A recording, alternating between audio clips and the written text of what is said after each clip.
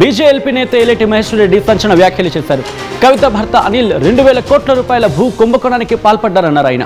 కవిత భర్త అనిల్ ఏవీ రెడ్డికి 2,000 కోట్ల రూపాయల విలువైన భూమిని కాంగ్రెస్ ప్రభుత్వం కట్టబెట్టిందన్నారు ఏలేటి మహేశ్వర్ రెడ్డి. ఆ భూముల్లో అపార్ట్మెంట్స్ కడుతున్నారన్నారు ఏలేటి మహేశ్వర్ రెడ్డి.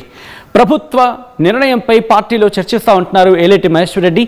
ముందుగా ఏలేటి మహేశ్వర్ రెడ్డి ఏమన్నారు చూద్దాం, ఆ తర్వాత ఇన్ డీటెయిల్గా మాట్లాడుకునే ప్రయత్నం చేద్దాం. కవిత హస్బెండ్